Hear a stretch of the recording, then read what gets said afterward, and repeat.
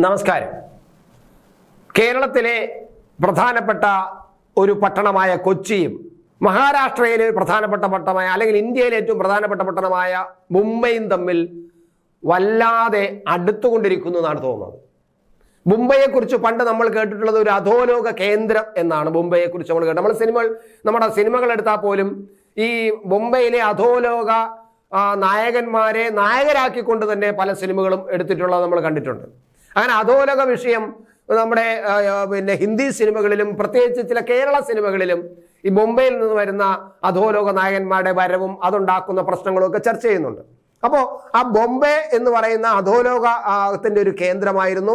ഇപ്പോൾ കൊച്ചിയും, ഇപ്പോൾ എന്നല്ല കുറെ കാലമായിട്ട് കൊച്ചിയും ഒരു അധോലോക കേന്ദ്രമായിട്ട് മാറിയിരിക്കുന്നു. അധോലോക നേതാക്കന്മാർ, തലവന്മാർ, ഗൂണ്ടകൾ വിളിച്ചുകൂട്ടുന്ന വിരുന്നുകളിൽ പോലീസ് ഉദ്യോഗസ്ഥന്മാർ പങ്കെടുക്കുന്നു എന്നത് നമ്മളെ ഞെട്ടിപ്പിക്കുന്ന വിവരമാണ്. ഇപ്പോൾ പുറത്തു വന്നിരിക്കുന്നത് ഒരു DYSPയുടെ നേതൃത്വത്തിൽ കുറെ പോലീസുകാർ കൊച്ചി തമ്മനത്തെ ഒരു വലിയ ഗുണ്ട നേതാവ് കൊടുത്ത വിരുന്നിൽ പങ്കെടുക്കുന്നു. ആ വിരുന്ന് പങ്കെടുക്കുന്നത് പുറത്തു വന്നിരിക്കുന്നു. പോലീസ് വന്നപ്പോഴേക്കും യൂണിഫോം ഇട്ട പോലീസ് ആ വീട്ടിലേക്ക് ഇതറിഞ്ഞുകൊണ്ട് അവിടെ ചെന്നപ്പോൾ ഈ DYSP ശുചിമുറിയിൽ കയറി ഒളിച്ചിരുന്നു എന്ന വിവരവും പുറത്തു വരുമ്പോൾ നമ്മുടെ പോലീസ് വല്ലാതെ ക്രിമിനലുകളുടെ ഭാഗമായിട്ട് മാറിയിരിക്കുന്നു എന്നാണ് കാണുന്നത്. അത് നമ്മുടെ സ്വാഭാവികമായിട്ടും പോലീസിലെ ഒരു വിഭാഗം എപ്പോഴും ക്രിമിനലുകളുടെ കൂടെ നിൽക്കും. അത് നമ്മൾ കണ്ടിട്ടുള്ളതാണ് മുമ്പും. പക്ഷേ ഈ കഴിഞ്ഞ ഒരു കാലഘട്ടത്തിൽ പ്രത്യേകിച്ച് പിണറായി വിജയൻ ആഭ്യന്തര വകുപ്പ് മന്ത്രി ആയതിനു ശേഷം പോലീസിന് യാതൊരു നിയന്ത്രണവുമില്ലാതെ പോലീസിന് സ്വന്തം പാർട്ടിയെയും സ്വന്തം യാത്രകളെയും സംരക്ഷിക്കാൻ മാത്രമായിട്ടുള്ള ഒരു സ്വകാര്യ സേനയാക്കി മാറ്റിയതിൻ്റെ ഭാഗമായിട്ട് ഈ പോലീസ് പലപ്പോഴും ക്രിമിനലുകളോടൊപ്പം ചേരാനും അങ്ങനെ ഒരു ക്രിമിനൽ പ്രവർത്തനത്തിന് ആക്കം കൂട്ടാനും പലപ്പോഴും ഉയർന്നു നിന്നിട്ടുണ്ട്. അതിന്റെ കാരണം എന്ന് പറയുന്നത് CPMന്റെ പല നേതാക്കൾക്കും അതാത് പ്രാദേശിക സ്ഥലങ്ങളിൽ അവരുടേതായ സ്വന്തം ഗൂണ്ടകളുണ്ട്.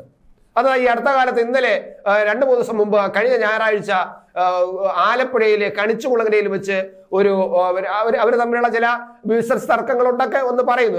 എന്തായാലും ഒരാൾ മറ്റൊരാളിനെ രാത്രി കാറ് തടഞ്ഞു നിർത്തി ഗ്ലാസ് അടിച്ചു പൊട്ടിട്ട് തോക്ക് ചൂണ്ടിയിട്ട് കൊന്നുകളയുമെന്ന് പറഞ്ഞപ്പോൾ അത് പോലീസിൽ പരാതി കൊടുത്തപ്പോൾ പോലീസ് ആരാണ് തോക്ക് ചൂണ്ടിയെന്ന് ചോദിച്ചപ്പോൾ ഇന്നയാളാണ് തോക്ക് ചൂണ്ടിയെന്ന് പറഞ്ഞപ്പോൾ എന്നാൽ നീ ഒരു കാര്യം ചെയ്യ്, ആ കേസുമായിട്ട് മുന്നോട്ട് പോകാൻ നോക്കണ്ട, മുട്ടാൻ നിൽക്കണ്ട, അത് അവിടുത്തെ ഒരു പ്രധാനപ്പെട്ട CPM നേതാവിന്റെ കൂടെ നിൽക്കുന്ന ആളാണ്, അല്ലെങ്കിൽ CPM നേതാവിന്റെ സ്വന്തം സ്വകാര്യ ഗൂണ്ടയാണ്, അതുകൊണ്ട് കൂടുതൽ അങ്ങോട്ട് മുട്ടാൻ നിൽക്കണ്ട എന്ന് പോലീസ് പറയുന്നു. ഇത്തരത്തിലുള്ള പ്രവർത്തനങ്ങൾ, അതായത് കേരളത്തിൽ അങ്ങോളം ഇങ്ങോളം CPM നേതാക്കൾക്ക് സ്വകാര്യ ഗൂണ്ടകൾ, പാർട്ടി DYFI പ്രവർത്തകർ ഒക്കെ ഉണ്ടെങ്കിൽ പോലും അതിനേക്കാൾ ഉപരി ചില സ്വകാര്യ ഗൂണ്ടകളുണ്ട്. അങ്ങനെയുള്ള സ്വകാര്യ ഗൂണ്ടകൾപ്പെട്ട ആൾക്കാരാണ് CPMന്റെ ഉന്നത നേതാവിന്റെ നിർദ്ദേശപ്രകാരം 51 വെട്ടുവെട്ടി TPയെ വെട്ടിക്കൊന്നത് നമ്മൾ കണ്ടിട്ടുണ്ട്. അവർക്കും സ്വകാര്യ ഗൂണ്ടകളുണ്ട്. അങ്ങനെ കേരളത്തിലെ പാർട്ടിക്ക് സ്വകാര്യ ഗൂണ്ടകൾ എല്ലാ പ്രദേശത്തും, ഓരോ പ്രാദേശികമായ എല്ലായിടത്തും സ്വകാര്യ ഗൂണ്ടകൾ വന്നപ്പോൾ ആ സ്വകാര്യ ഗൂണ്ടകൾക്കെതിരെ ഒന്നും മിണ്ടാനോ ഒന്നും പ്രവർത്തിക്കാനോ പോലീസിന് കഴിയാതെ വരികയും പോലീസ് നിഷ്ക്രിയമാവുകയും ചെയ്തു. അങ്ങനെ പോലീസ് നിഷ്ക്രിയമായപ്പോൾ പോലീസ് വിചാരിച്ചു പാർട്ടിക്കാരുടെ എതിർപ്പിനെ അവഗണിച്ച് ഞാൻ ഗൂണ്ടകൾക്കെതിരെ നടപടിയെടുത്തു കഴിഞ്ഞാൽ പാർട്ടിക്കാരുടെ എതിർപ്പ് വരും, അവരുടെ അനിഷ്ടം ഉണ്ടാകും, തൻ്റെ ജോലിക്ക് അത് ബാധിക്കും, തന്നെ ഒന്നുകിൽ എവിടെയെങ്കിലും മൂലയിൽ കൊണ്ടിരുത്തും, അല്ലെങ്കിൽ തന്നെ മറ്റെന്തെങ്കിലും വകുപ്പ് പറഞ്ഞ് എന്നെ സസ്പെൻഡ് ചെയ്യും. അപ്പൊ എന്തിന് ഞാൻ അതിന് പോകുന്നു? CPMന്റെ ഗൂണ്ടകളായ ആൾക്കാരെ സംരക്ഷിക്കാൻ വേണ്ടിയിട്ട് ഞാനും കൂടെ നിൽക്കാം, എനിക്കും യാതൊരു പ്രശ്നവുമില്ല, എനിക്ക് എൻ്റെ സർവീസ് നേരെ കൊണ്ട് എൻ്റെ പിള്ളേർക്ക് അരി വാങ്ങിക്കേണ്ട ജോലിയാണ്, ജോലി ഞാൻ തന്നെ കളയുന്നു, ഗൂണ്ടകളെങ്കിൽ ഗൂണ്ടകൾ എന്ന് പറയുന്നു. അങ്ങനെ ഗൂണ്ടകളെ സംരക്ഷിക്കുന്നവരായിട്ട് പോലീസ് മാറിയതിന് പ്രധാന കാരണം അങ്ങനെയാണ്. അങ്ങനെ ഗൂണ്ടകളെ സംരക്ഷിക്കാൻ തുടങ്ങിയപ്പോഴേക്കും ഗൂണ്ടകൾ ഈ CPM പോലീസുകാരുമായിട്ട് കൂടുതൽ സൗഹൃദത്തിലാവുന്നു.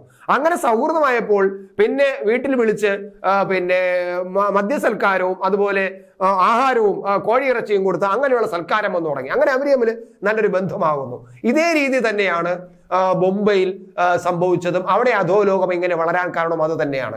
കൊച്ചിയിലും ഇപ്പോൾ വലിയൊരു അധോലോക കേന്ദ്രം തന്നെ ഉണ്ട്. എന്തിനാ നമ്മൾ ഇത് പറയുമ്പോൾ ഞങ്ങൾ മാധ്യമപ്രവർത്തകർക്കും സ്വയം ഒരു തെറ്റ് നമ്മൾ സമ്മതിക്കേണ്ടതുണ്ട്. ഒരു പ്രധാനപ്പെട്ട ഒരു ചാനൽ ഈ അടുത്ത കാലത്ത് വലിയൊരു ഗൂണ്ടയെ വിളിച്ചിരുത്തിയിട്ട് ഇന്റർവ്യൂ ചെയ്യുന്നത് ഞാൻ കണ്ടു. അയാളുടെ ശബ്ദം മാത്രം ഫോണിൽ കൂടെ വിളിച്ചെടുത്ത് സംസാരിച്ചാൽ ഓക്കെ പറയാം. പക്ഷേ സ്റ്റുഡിയോയിൽ വിളിച്ചു വരുത്തിയിട്ട് ഒരു ഗൂണ്ടാ നേതാവിനെ ഗൂണ്ടാ നേതാവെന്ന് തന്നെ വിശേഷിപ്പിച്ചുകൊണ്ട് അയാളുമായിട്ട് ഒരു ഇന്റർവ്യൂ നടത്തുകയും ആ ഇന്റർവ്യൂ വലിയ വാർത്തയാക്കി മാറ്റുകയും ചെയ്യുന്ന ഒരു നാടായിട്ട് കൊച്ചി മാറിയിരിക്കുന്നു, കേരളം മാറിയിരിക്കുന്നു.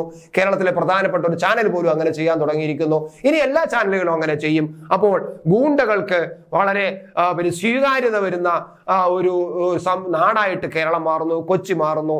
അവിടെയാണ് നമ്മൾ ഒരു DYSP, ഒരു പോലീസുകാരന്റെ ഒരു ഗൂണ്ടാ നേതാവിന്റെ ഫൈസൽ എന്ന് പറയുന്ന തമ്മനം ഫൈസൽ എന്ന് പറയുന്ന ഗൂണ്ടാ നേതാവിന്റെ, ഇപ്പൊ തമ്മനം ഫൈസൽ എന്ന് പറയുമ്പോൾ പ്രശസ്തമായി, അയാൾക്ക് ഒരു വലിയ പേര് കിട്ടിക്കഴിഞ്ഞു. അയാൾക്ക് ഒരു ഇതുവരെ ഉണ്ടായിരുന്ന അദ്ദേഹത്തിന് കുപ്രസിദ്ധിയായിരുന്നു. ഇപ്പോൾ ഒരു പ്രസിദ്ധി കിട്ടിക്കഴിഞ്ഞു. കാരണം DYSP എന്റെ വീട്ടിൽ വന്നുവെന്നും സർക്കാർ ക്ഷണിച്ചുവെന്നും അതിന്റെ ഭാഗമായി DYSPയെ സസ്പെൻഡ് ചെയ്തു എന്ന് പറയുമ്പോൾ ഈ തമ്മനം ഫൈസൽ എന്ന് പറയുന്ന ഗൂണ്ടാ നേതാവിന് സ്വീകാര്യത കൂടിയിരിക്കുന്നു.